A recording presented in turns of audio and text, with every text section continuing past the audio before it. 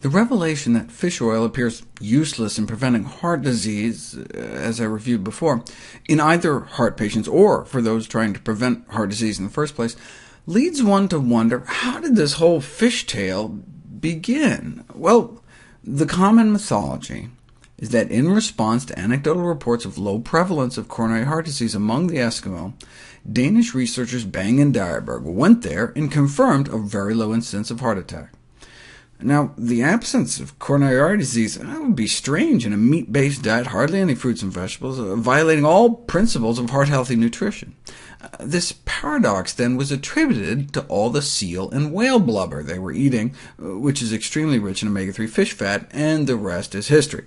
The problem is, it isn't true. The fact is, they never examined the cardiovascular status of the Eskimo. They just accepted at face value this notion that coronary atherosclerosis is almost unknown among the Eskimo, a concept that has been disproven over and over starting in the 30s. In fact, going back over 1,000 years.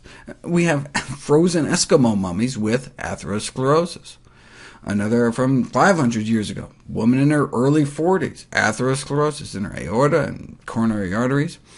And these aren't just isolated cases. The totality of evidence from actual clinical investigations, autopsies, imaging techniques, is that they have the same plague of coronary artery disease that non-Eskimo populations have, and actually twice the fatal stroke rate, and don't live particularly long. Considering the dismal health status of Eskimos, it's remarkable that instead of labeling their diet as dangerous to health, they just accepted and echoed the myth, trying to come up with a reason to explain the false premise. Such dismal health that the westernization of their diets actually lowered their rates of ischemic heart disease. You know your diet's bad when the arrival of Twinkies improves your health. So why do so many researchers to this day unquestioningly parrot the myth?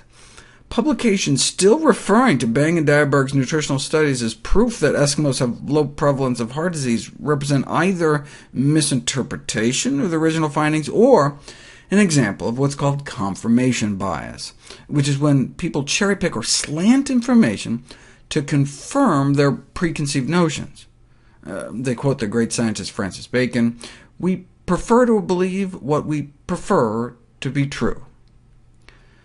And so we get literally thousands of articles on the alleged benefits of omega-3 fatty acids. We've got a billion-dollar industry selling fish oil capsules, millions of Americans taking this stuff, all based on a hypothesis that was questionable from the beginning.